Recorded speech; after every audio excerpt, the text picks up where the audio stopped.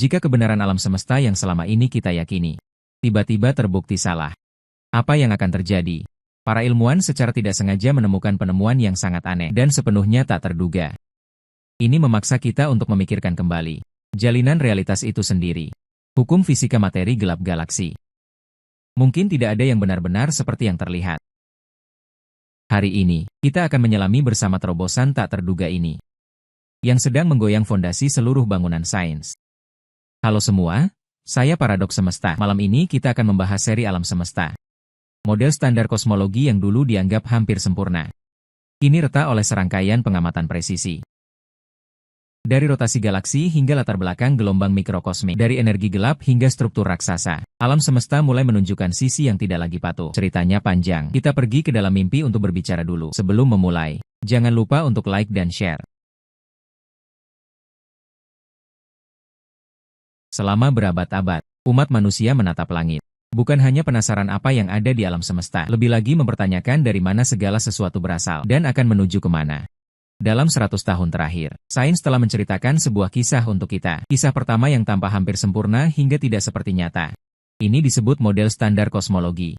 Juga dikenal sebagai model lambda. Ini adalah kerangka teori yang menyatukan kelahiran alam semesta, pembentukan galaksi, tarian bintang-bintang, serta kekuatan tak kasat mata yang menarik segala sesuatu bersama-sama. Ini menggambarkan sebuah alam semesta yang kita pikir kita pahami. Rapi, teratur, dapat diprediksi, dan elegan. Tetapi semakin dalam kita menatap alam semesta, semakin kita temukan, ia mungkin telah menyembunyikan rahasia dari kita. Tahun 1920-an, seorang ilmuwan bernama Edwin Hubble, melalui teleskop, mengamati galaksi-galaksi yang jauh dan redup itu.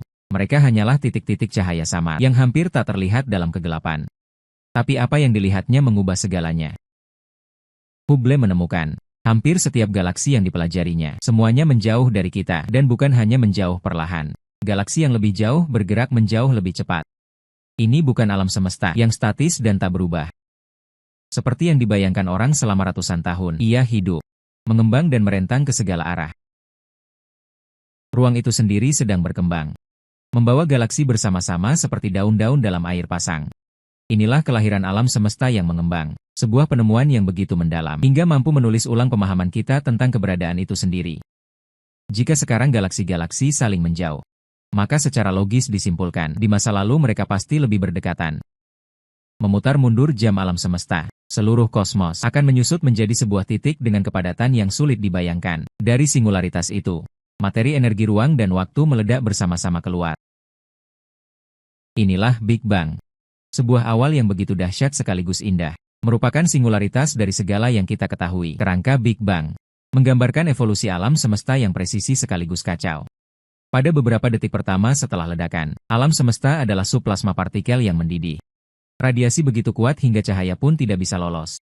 Beberapa menit kemudian, inti atom pertama terbentuk dalam proses yang disebut nukleosintesis primordial, menghasilkan hidrogen, helium, dan sedikit litium, fondasi semua materi masa depan.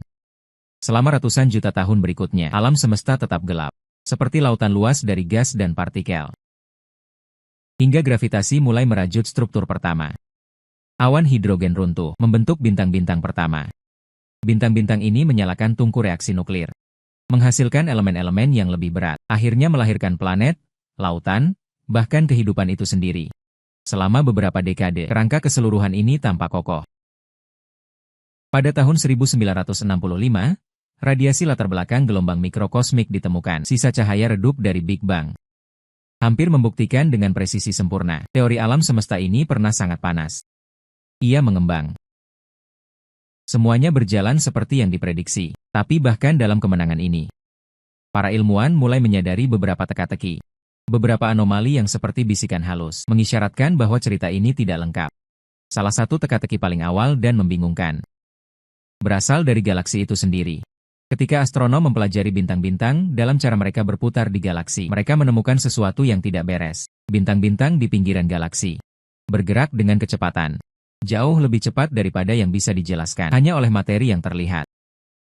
Secara logika, tidak ada cukup massa untuk menahannya. Mereka seharusnya sudah terlempar ke angkasa yang dalam. Untuk menjelaskan hal ini, para ilmuwan mengusulkan materi tak terlihat. Materi gelap ada di mana-mana membentuk galaksi. Menopang gugusan galaksi, namun sama sekali tidak dapat dideteksi secara langsung. Kamu tidak bisa melihatnya, tidak bisa menyentuhnya, juga tidak bisa memotretnya. Kita hanya bisa menyimpulkan keberadaannya secara tidak langsung melalui gravitasi. Ia seperti arsitek hantu di alam semesta. Dan jika materi gelap sudah cukup misterius, maka energi gelap bahkan lebih aneh. Pada akhir tahun 1990-an, astronom menemukan ekspansi alam semesta tidak melambat di bawah pengaruh gravitasi, justru malah mempercepat. Sesuatu yang tak kasat mata dan mendasar, sedang mendorong alam semesta keluar. Energi gelap dalam model lambda direpresentasikan dengan huruf Yunani, menjadi kekuatan dominan di alam semesta. Adalah pendorong di balik percepatan kosmik yang belum bisa kita jelaskan. Materi gelap dan energi gelap jika digabungkan, mencakup sekitar 95% alam semesta. Semua yang kita kenal, bintang, planet, gas, debu, dan manusia hanyalah bagian yang sangat kecil di dalamnya. Model lambda menunjukkan keberhasilan yang luar biasa dalam banyak aspek. Satelit seperti WMAP dan Planck telah memetakan latar belakang gelombang mikrokosmik dengan presisi sangat tinggi. Hasilnya hampir sempurna sesuai dengan prediksi model. Superkomputer setelah menambahkan materi gelap dan energi gelap, mensimulasikan struktur skala besar alam semesta. Filamen galaksi dan void membentang miliaran tahun cahaya, hampir tidak bisa dibedakan dengan pengamatan nyata. Tampaknya menjelaskan masa lalu, memprediksi masa kini, bahkan mengisyaratkan masa depan. Tetapi meski begitu, retakan masih muncul.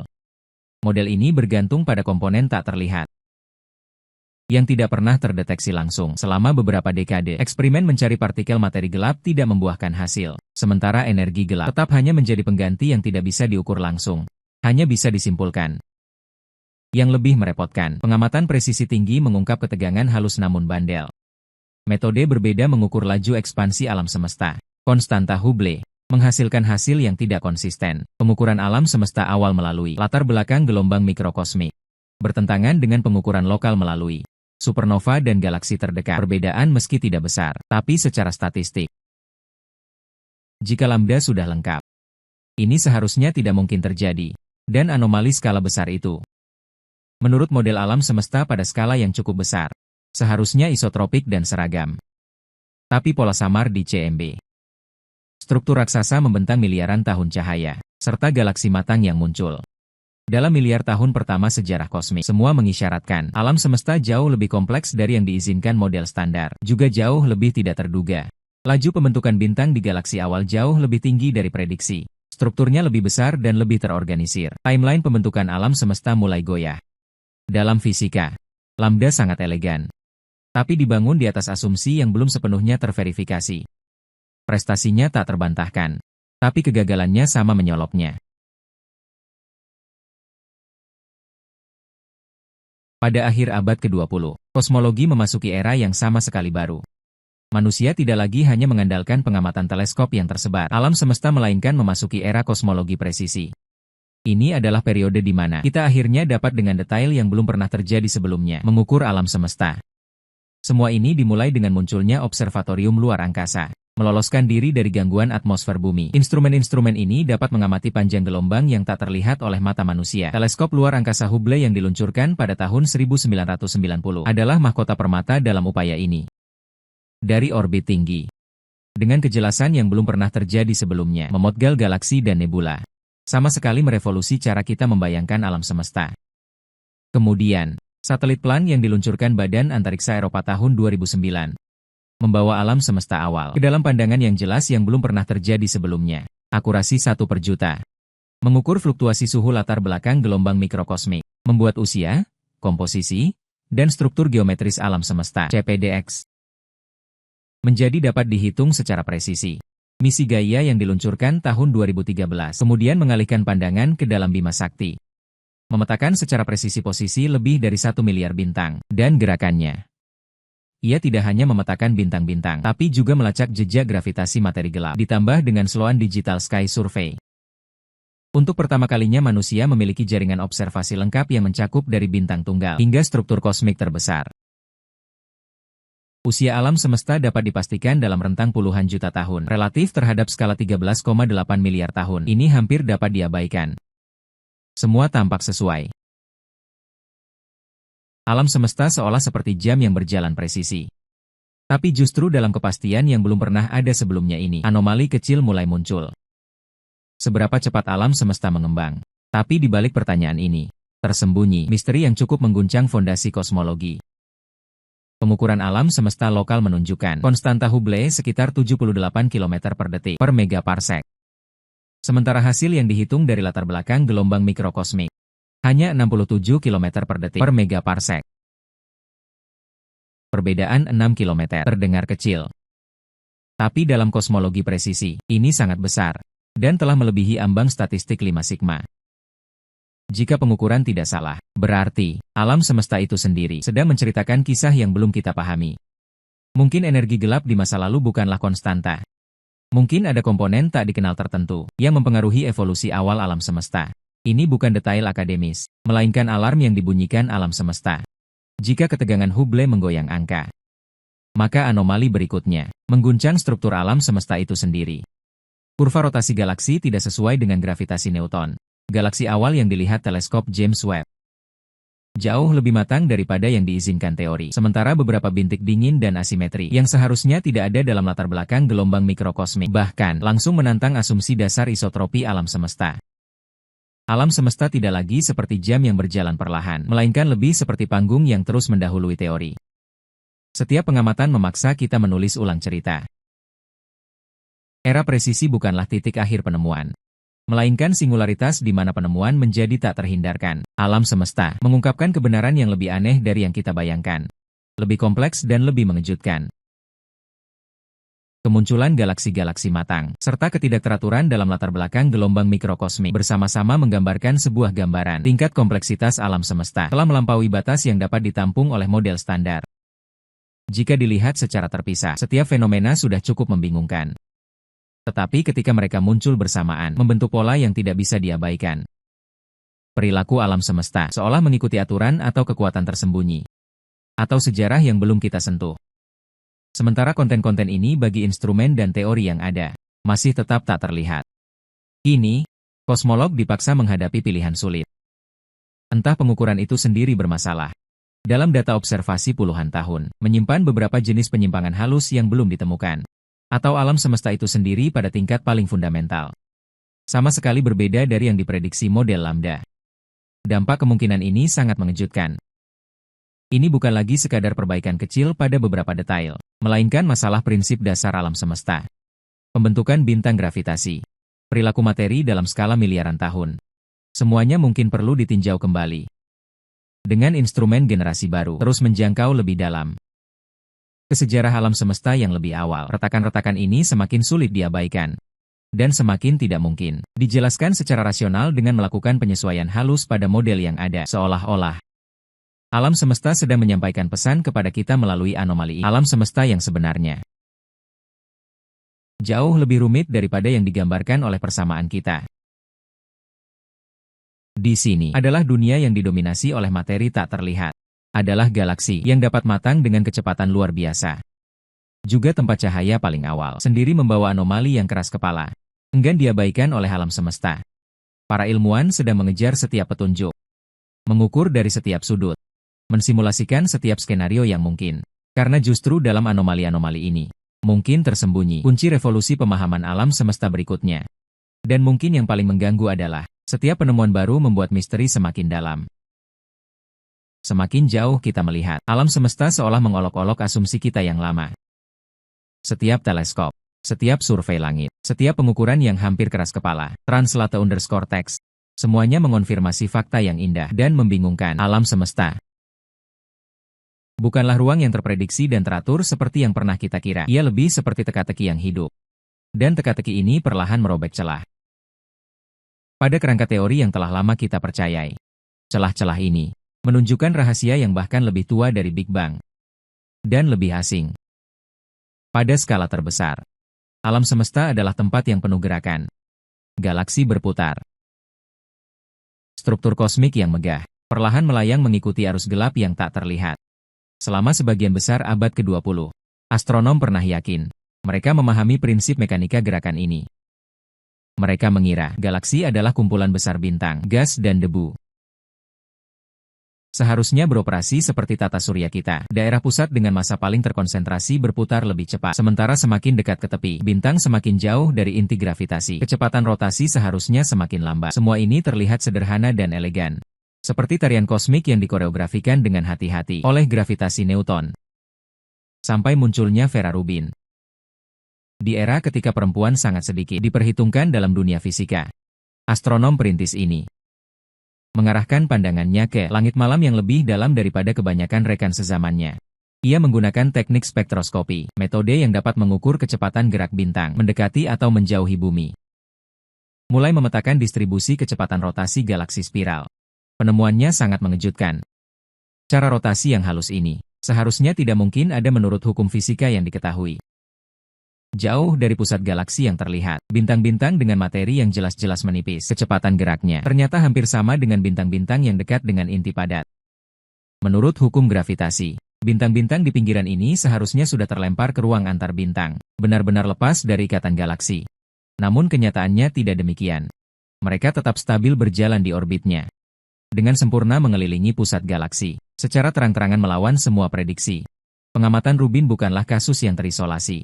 Dalam puluhan galaksi, pola yang sama berulang kali muncul. Kurva rotasi menolak turun di tepian. Bintang-bintang berputar terlalu cepat. Galaksi juga tampak terlalu stabil. Seperti sebuah alam semesta yang digerakkan oleh kekuatan tambahan. Komedi putar. Dan tidak hanya mengandalkan materi yang bisa kita lihat. Setiap pengukuran, setiap spektrum, memperkuat kesimpulan yang sama yang mengganggu. Pasti ada sesuatu yang lain. Ada semacam komponen tak terlihat, yang merekatkan galaksi-galaksi ini dengan kuat. Benda tak terlihat ini kemudian disebut materi gelap. Materi gelap bukan berasal dari imajinasi yang liar, tapi konsep yang dipaksa oleh realitas. Ini adalah penjelasan pengganti untuk massa yang hilang, yang sangat dituntut oleh gravitasi, tapi tidak ditemukan di dunia yang terlihat. Jika bintang bercahaya dan awan gas tidak cukup untuk menjelaskan stabilitas galaksi, maka pasti ada komponen tak terlihat yang memberikan gaya gravitasi, mempengaruhi massa besar yang membungkus setiap galaksi. Halo, massa besar namun tidak dapat dideteksi dengan cara konvensional. Materi gelap bukanlah sekadar hipotesis sembarangan, melainkan kesimpulan yang disimpulkan dari perilaku keras kepala alam semesta. Namun hampir setengah abad telah berlalu. Materi gelap tetap misterius dan sulit dipahami. Banyak eksperimen mencoba menangkap partikel-partikel ini secara langsung.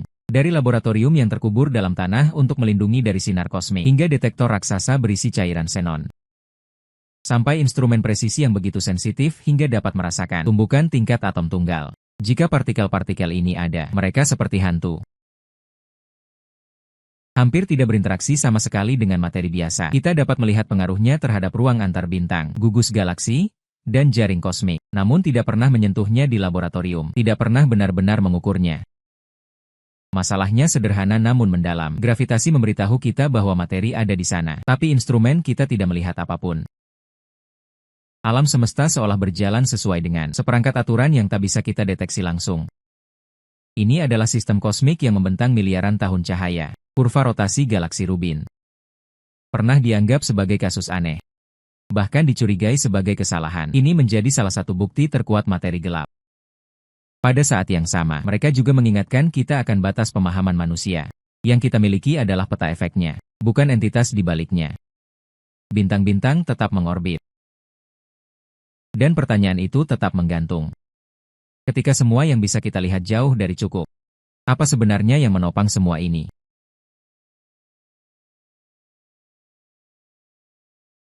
Selama beberapa dekade, astronom terus menggunakan instrumen yang lebih canggih, melihat ke alam semesta, berusaha melampaui batas cahaya tampak.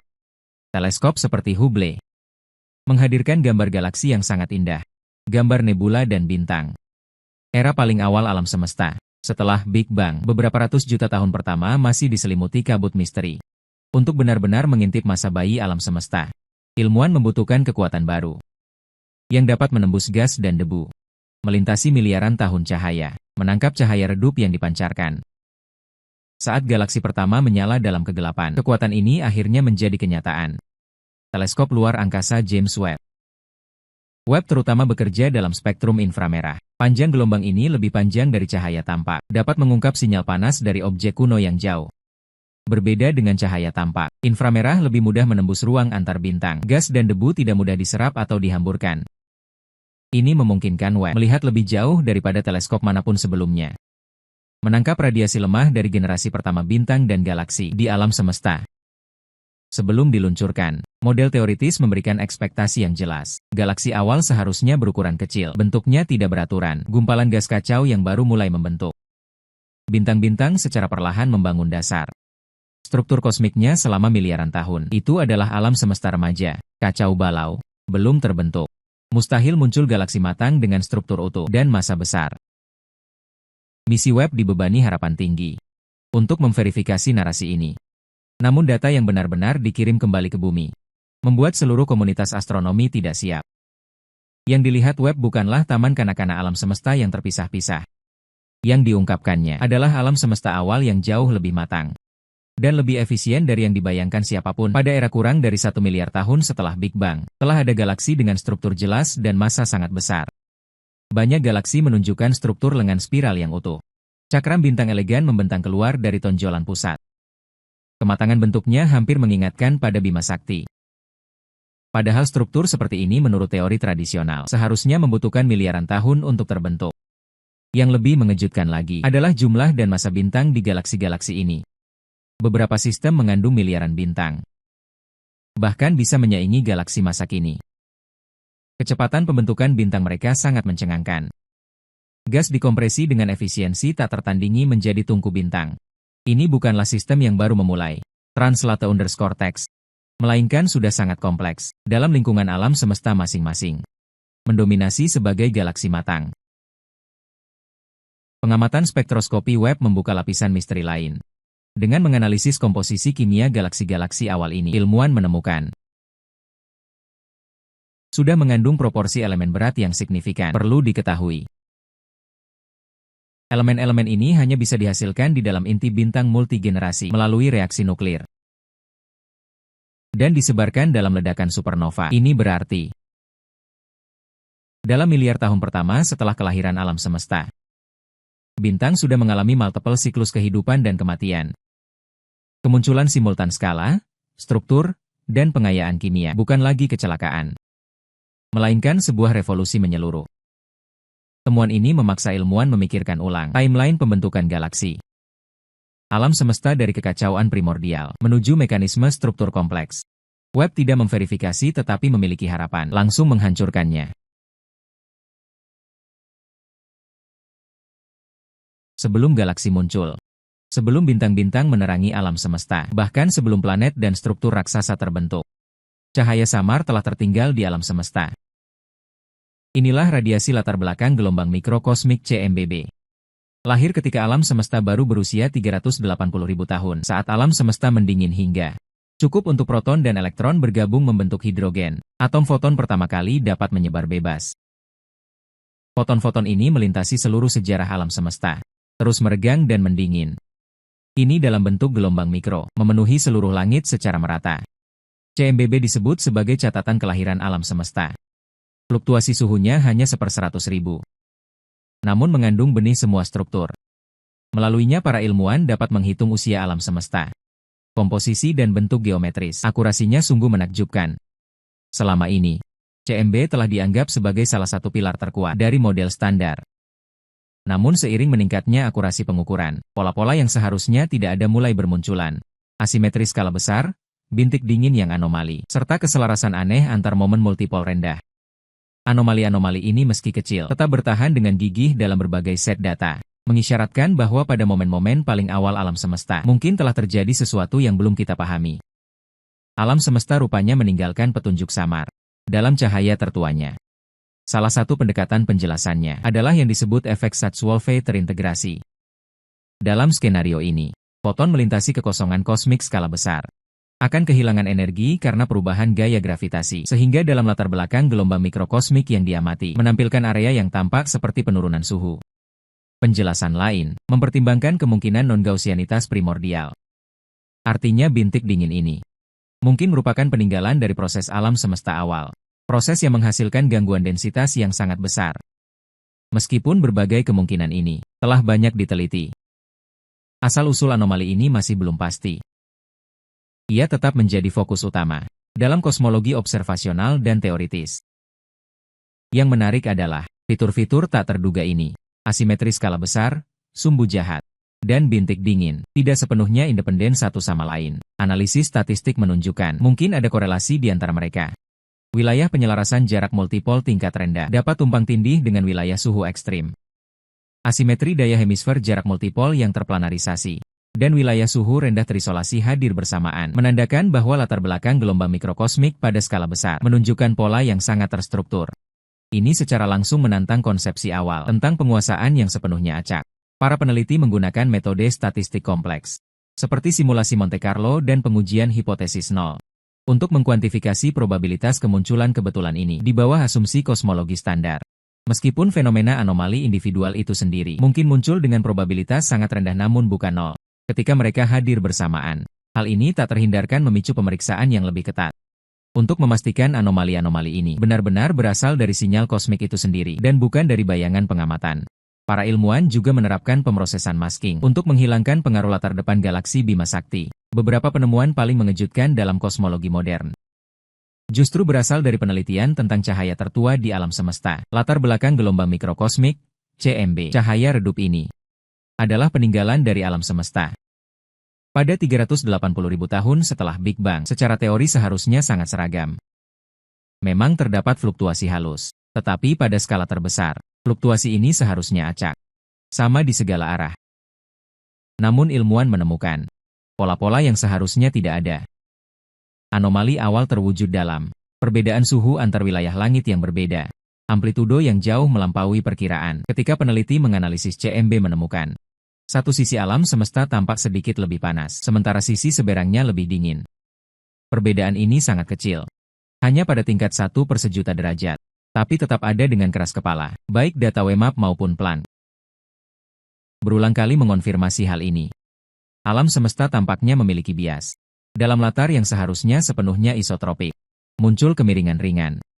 Seolah seluruh alam semesta pada tingkat paling fundamental sedikit tidak seimbang. Yang lebih membingungkan adalah fenomena yang disebut sumbu kejahatan pada skala sudut terbesar. Beberapa fluktuasi suhu berjajar di sepanjang sumbu yang sama. Secara teori, kuadrupol dan oktopol seharusnya berorientasi acak. Tapi mereka menunjuk ke area tertentu di langit. Hampir bertepatan dengan bidang ekliptika tempat tata surya berada. Kesejajaran ini mengejutkan.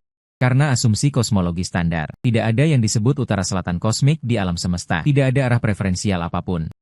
Namun fenomena langit ini terkode dengan kuat dalam struktur alam semesta awal.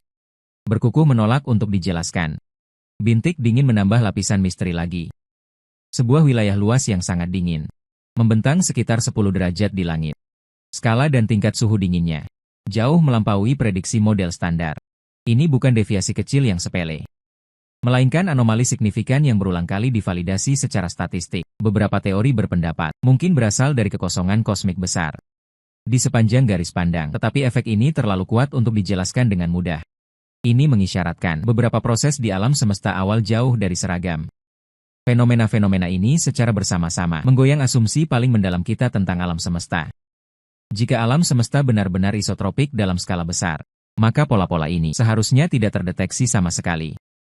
Asimetri suhu skala besar, sumbu jahat, dan bintik dingin bersama-sama mengarah pada alam semesta yang agak berarah. Sebuah alam semesta yang sejak momen-momen awalnya telah terukir dengan jejak bias tertentu. Bagi teori inflasi, anomali-anomali ini sangat membingungkan. Teori inflasi memprediksi ruang akan diregangkan secara merata, sehingga menghapus ketidakteraturan apapun. Sementara pola-pola ini mengisyaratkan bahwa proses ledakan mungkin jauh lebih kompleks daripada yang digambarkan model yang ada, atau dalam waktu yang sangat singkat di awal, mekanisme lain juga berperan. Para astronom masih dengan presisi sangat tinggi, terus mempelajari anomali-anomali ini dalam langit gelombang mikro, mencari korelasi dan petunjuk tersembunyi. Hampir setiap survei langit dan peta baru memperkuat sebuah gagasan, bahwa alam semesta tidak sesempurna yang pernah kita kira. Langit acak tampaknya mengingat sesuatu. Mengingat proses-proses awal yang membentuk alam semesta dalam skala yang hampir tak terbayangkan besarnya. CPDX. Ketika para astronom pertama kali menyadari bahwa alam semesta tidak hanya mengembang, tapi juga berakselerasi. Penemuan ini mengguncang dunia ilmiah. Kejutan bukan hanya menjauh satu sama lain sebagai sisa-sisa Big Bang, tapi justru berlari semakin cepat seiring waktu pada skala terbesar yang dapat dibayangkan. Ada sesuatu yang tak terlihat sedang mengalahkan gravitasi. Untuk menjelaskan fenomena ini, ilmuwan memperkenalkan energi gelap tidak teramati secara langsung. Ia tidak memancarkan cahaya atau menyerap radiasi, juga tidak berinteraksi dengan materi dalam cara terukur apapun. Keberadaannya disimpulkan melalui gerakan. Khususnya, melalui pergerakan galaksi yang membentang miliaran tahun cahaya.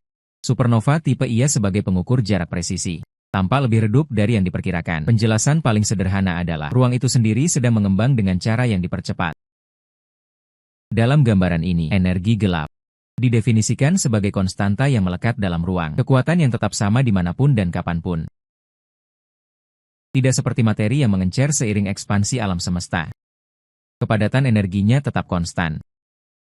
Seiring alam semesta membesar, ruang bertambah. Pengaruh keseluruhan energi gelap justru semakin kuat. Asumsi ini secara matematis sederhana, translate_text, secara pengamatan mudah, juga sangat berguna. Ia secara alami tertanam dalam persamaan Einstein, muncul dalam bentuk huruf Yunani lambda, yang disebut konstanta kosmologis dalam model ini. Memberikan tekanan seragam di seluruh alam semesta, tidak ada perbedaan arah. Juga tidak ada perbedaan ruang. Keseragaman ini menjamin perluasan halus alam semesta dalam skala besar. Dalam kerangka ini, percepatan kosmik mengikuti kurva yang dapat dihitung secara presisi. Galaksi tidak didorong seperti pecahan ledakan, melainkan ruang itu sendiri yang terus mengembang di antara mereka. Semakin jauh jarak antar galaksi, semakin banyak ruang. Efek energi gelap pun semakin kuat. Efek percepatan meningkat sesuai. Hipotesis ini menjadi landasan kosmologi, mendominasi pembentukan struktur. Dan setelah miliaran tahun, energi gelap mengambil alih proses ekspansi. Pembagian tugas era ini menjaga konsistensi internal model, juga membuat perhitungan menjadi stabil. Selama beberapa dekade, observasi dari supernova, distribusi galaksi dan latar belakang gelombang mikrokosmik cukup konsisten dengan energi gelap konstan, menjadikannya penjelasan default. Energi gelap dengan demikian digambarkan sebagai keberadaan tanpa kompleksitas. Tidak berevolusi, tidak berubah, tidak berinteraksi. Hanya hadir dengan tenang, mempercepat alam semesta dengan cara yang stabil dan seragam. Konsep energi sebagai konstanta sempurna tidak runtuh dalam semalam, melainkan goyah secara halus dalam pengamatan presisi. Justru, alat-alat yang pernah mendukung jalur percepatan seragam mulai menunjukkan retakan. Tekanan awal berasal dari survei supernova. Metode inilah yang pertama kali menemukan percepatan kosmik. Seiring perluasan skala survei dan peningkatan kedalaman pengamatan, mencakup sejarah kosmik yang lebih panjang, beberapa penyimpangan kecil namun konsisten mulai muncul. Supernova pada pergeseran merah yang berbeda, tidak selalu sepenuhnya sesuai dengan prediksi model energi gelap konstan. Beberapa tampak sedikit lebih terang, beberapa sedikit lebih redup. Meskipun perbedaannya kecil, muncul berulang dalam berbagai kumpulan data independen. Tantangan yang lebih kuat berasal dari hasil awal instrumen spektroskopi energi gelap, dengan mengukur pergeseran merah puluhan juta galaksi dan kuasar. DESI membangun peta struktur kosmik 3 dimensi yang belum pernah ada sebelumnya, sangat detail. Datanya mengisyaratkan, ekspansi alam semesta bukanlah kurva mulus, melainkan mungkin mengalami perubahan halus pada tahapan berbeda. Hasil-hasil ini menunjukkan, energi gelap mungkin bukan sifat latar yang tetap dan statis, tapi berevolusi bersama alam semesta. Bahkan perubahan yang sangat kecil sekalipun, dalam skala miliaran tahun dapat menghasilkan dampak besar. Kemungkinan ini langsung menggoyang asumsi inti konstanta kosmologis, juga menantang stabilitas model lambda. Begitu energi gelap tidak lagi konstan, masa depan alam semesta pun menjadi tidak pasti. Akselerasi bisa melemah atau menguat, bahkan mungkin berosilasi. Akhir yang sebelumnya tampak sudah tertulis, kembali menjadi sulit diprediksi. Dalam memodelkan skala terbesar alam semesta, para kosmolog selama ini mengandalkan asumsi sederhana namun mendalam. Pada skala yang cukup besar, alam semesta seharusnya seragam dalam arti statistik. Struktur lokal tanpa preferensi arah dapat eksis. Tapi ketika skalanya cukup besar, segalanya seharusnya diratakan. Asumsi ini tidak diajukan secara sembarangan, melainkan berakar dalam pada alam semesta awal, fisika dan teori probabilitas. Model standar memperkirakan jaring kosmik terlihat jelas pada skala menengah. Tapi pada skala yang lebih besar, seharusnya berangsur menghilang menjadi keacakan. Justru dalam ekspektasi inilah, para astronom mulai memetakan peta kosmik yang semakin dalam dan semakin luas. Namun ketika pengamatan benar-benar mencapai skala yang menguji ekspektasi-ekspektasi ini, jawaban yang diberikan alam semesta justru mengganggu. Jaring kosmik tidak menghilang seperti yang diharapkan, melainkan menampilkan beberapa raksasa yang seharusnya tidak ada. Salah satu yang paling representatif adalah tembok raksasa Kisisutra. Ia merupakan satu kesatuan raksasa yang terbentuk dari kelompok galaksi dan struktur filamen yang saling terhubung. Panjangnya sekitar 1,87 miliar tahun cahaya. Ini bukan struktur tunggal, melainkan serangkaian wilayah berdensitas tinggi yang saling terhubung, seperti sebuah tembok raksasa yang membentang di alam semesta. Pada saat penemuannya, ia merupakan struktur terbesar yang dikenal di alam semesta. Ini sendiri sudah menjadi masalah. Menurut model kosmologi standar, alam semesta seharusnya tidak memungkinkan struktur koheren dipertahankan pada skala sebesar ini. Sekali lagi alam semesta tidak mengikuti skenario. Sesuai dengan perkiraan kosmologi standar, ketika skala mencapai tingkat miliar tahun cahaya, distribusi materi di alam semesta seharusnya secara bertahap menjadi halus. Ini bukan batas yang ditetapkan secara sembarangan, melainkan berasal dari prinsip fisika masa awal. Fluktuasi kepadatan di alam semesta pada dasarnya bersifat acak. Sementara kecepatan ekspansi alam semesta dan batas atas propagasi kausal menentukan materi tidak mungkin tetap terkoordinasi pada skala sebesar ini. Namun tembok Sloan melampaui batas merah ini. Yang benar-benar membuat para ilmuwan tidak nyaman, bukan hanya panjangnya, tapi integritasnya. Galaksi-galaksi dalam struktur ini tidak tersebar acak, melainkan di seluruh rentangnya, menunjukkan pengelompokan dan konektivitas yang jelas. Ini berarti, pada jarak yang seharusnya tidak dapat disinkronkan oleh mekanisme fisika yang dikenal yang jauh, materi justru menunjukkan struktur yang konsisten. Setelah Big Bang, simulasi numerik berbasis lambda sulit menghasilkan struktur yang setara dengan ini. Bahkan dalam simulasi, terkadang muncul struktur skala besar yang langka. Itu biasanya merupakan produk kebetulan dengan probabilitas sangat rendah. Struktur yang begitu ekstrim dalam ukuran dan kepadatan, seperti tembok beludru raksasa, secara statistik hampir mustahil muncul. Alam semesta yang terbentuk dari kondisi awal acak hanya diperbesar oleh gravitasi. Seharusnya tidak melahirkan keberadaan seperti ini. Awalnya orang mencoba mengklasifikasikannya sebagai anomali statistik, menganggap ini sebagai pembesaran visual yang disebabkan oleh cara pemotongan data, tetapi analisis selanjutnya berulang kali mengonfirmasi keasliannya.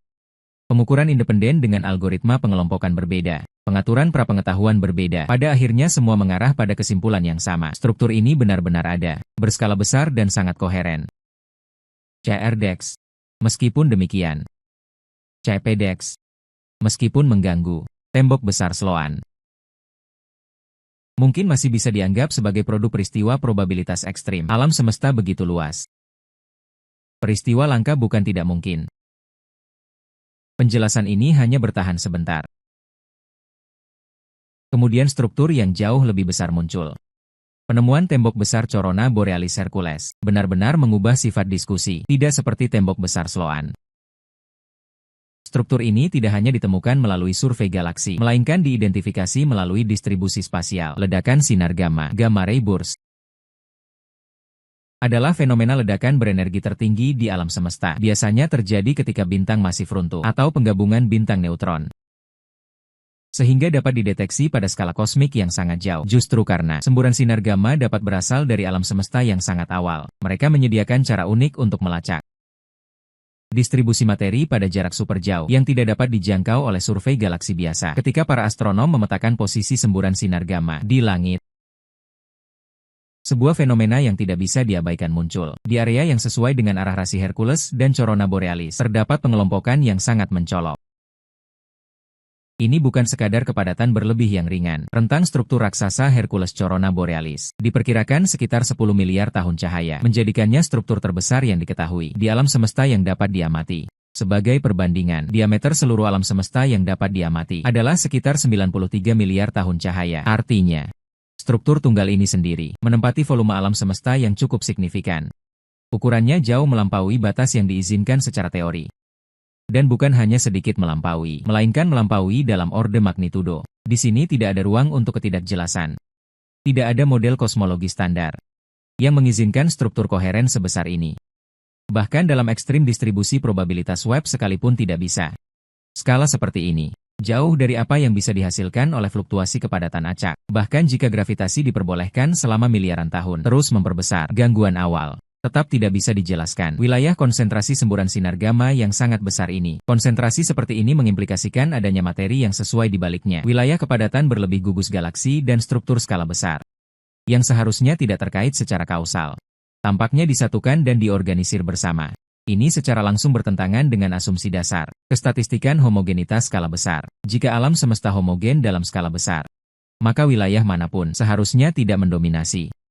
Dalam volume yang begitu besar, kepadatan berlebih dan kekurangan kepadatan seharusnya saling meniadakan pada skala yang cukup besar.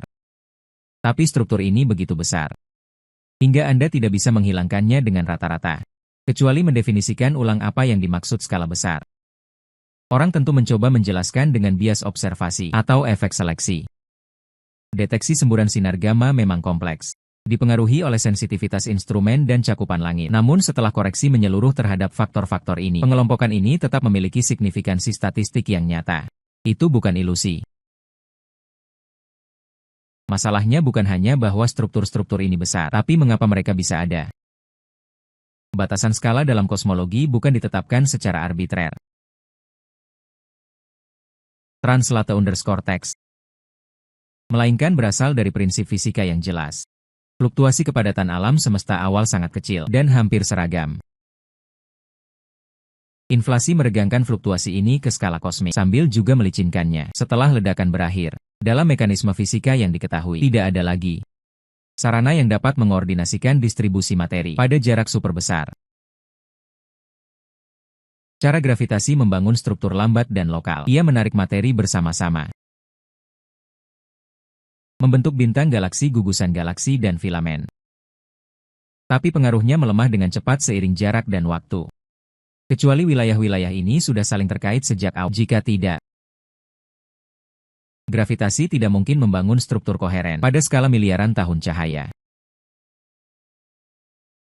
Dan korelasi semacam ini tidak ada dalam model standar. Skala maksimum struktur ditentukan oleh dua faktor. Skala gangguan kepadatan maksimum di alam semesta awal, dan durasi waktu gravitasi dapat digunakan untuk memperbesar gangguan ini. Keduanya memberikan batas atas yang ketat. Tembok besar Sloan sudah mendekati batas ini. Sementara tembok besar Hercules, Corona Borealis langsung menghancurkannya. Struktur-struktur ini mengisyaratkan kemungkinan-kemungkinan yang mengganggu skala korelasi di alam semesta awal. Lebih besar dari yang ditetapkan model yang ada. Perilaku inflasi berbeda dari yang kita asumsikan. Distribusi materi tidak serandom yang diperkirakan. Atau homogenitas skala besar sudah gagal pada skala yang kita anggap aman. Tidak ada penjelasan yang mudah masuk ke dalam lambda. CDM. Baik memerlukan kondisi awal yang ekstrim. Translate_text. Entah perlu memodifikasi sifat materi gelap. Bahkan dalam kasus ini, menghasilkan struktur koheren berskala 10 miliar tahun cahaya tetap sangat sulit. Dengan asumsi standar, probabilitasnya hampir nol. Masalah yang lebih mendalam adalah kausalitas wilayah yang begitu jauh setelah inflasi berakhir. Tidak mungkin saling bertukar informasi atau mempengaruhi, tapi keutuhan struktur-struktur ini justru mengisyaratkan semacam koordinasi. Koordinasi yang seharusnya tidak ada. Ini juga mengguncang pemahaman kita tentang rata-rata alam semesta. Jika struktur seperti itu benar-benar ada, maka dalam dunia yang dapat diamati, alam semesta mungkin tidak mencapai keseragaman statistik. Ini akan menggoyang fondasi hampir semua pengukuran skala besar, termasuk perhitungan laju ekspansi interpretasi pergeseran merah. Struktur-struktur raksasa ini bukanlah masalah pinggiran, melainkan menyentuh inti bagaimana kosmologi menginterpretasikan data. Jaring kosmik sebenarnya seharusnya terurai menjadi keacakan pada skala yang lebih besar, tetapi kenyataannya menunjukkan ia menjangkau lebih jauh daripada yang diizinkan teori, membentuk dinding dan konsentrasi materi yang membentang melintasi alam semesta. Mereka bukan diprediksi, bukan juga dibutuhkan oleh model, melainkan terungkap secara tak terduga setelah survei langit menjadi cukup dalam dan luas. Setelah terlihat, tidak bisa lagi diabaikan pada skala terbesar. Alam semesta tidak tampak sedang menuju keseragaman, lebih mirip mempertahankan struktur dengan gigih. Pada tingkat terdalam,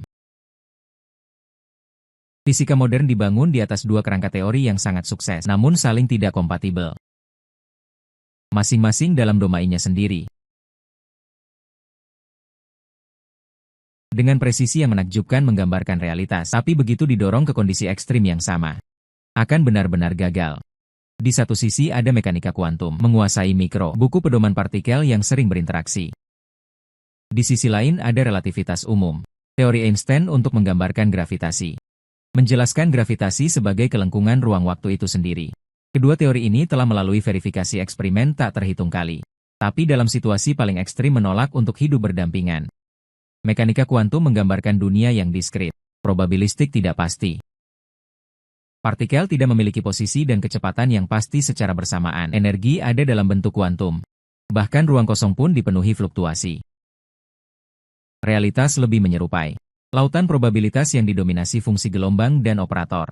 Sedangkan yang digambarkan relativitas umum adalah halus kontinu. Alam semesta yang tergeometrisasi. Ruang dan waktu terjalin menjadi entitas 4 dimensi. Massa dan energi membuatnya melengkung. Membimbing pergerakan materi dan cahaya. Tak tertandingi dalam mendeskripsikan planet lubang hitam, gelombang gravitasi serta ekspansi alam semesta. Konflik muncul dalam kondisi ekstrim di mana keduanya berlaku bersamaan. Seperti lubang hitam. Dalam relativitas umum, inti lubang hitam memiliki singularitas dengan kelengkungan tak terhingga. Sementara mekanika kuantum tak mampu menangani ketak terhinggaan. Ketika efek kuantum diperkenalkan di dekat singularitas, persamaan kehilangan makna, kemampuan prediksi runtuh. Demikian pula dengan alam semesta awal. Pada momen-momen pertama, semua materi dan energi terkompresi, dalam keadaan sangat padat. Efek gravitasi dan kuantum sama-sama tak dapat diabaikan, namun menggunakan relativitas umum secara terpisah akan menghasilkan singularitas Big Bang. Menggunakan mekanika kuantum saja sementara mengabaikan gravitasi sepenuhnya. Keduanya tidak dapat memberikan deskripsi yang konsisten. Aku adalah paradoks alam semesta. Pembagian pengetahuan hari ini sampai di sini. Semoga kalian memiliki mimpi indah, sekaligus memiliki hari yang menyenangkan. Sampai jumpa di episode berikutnya.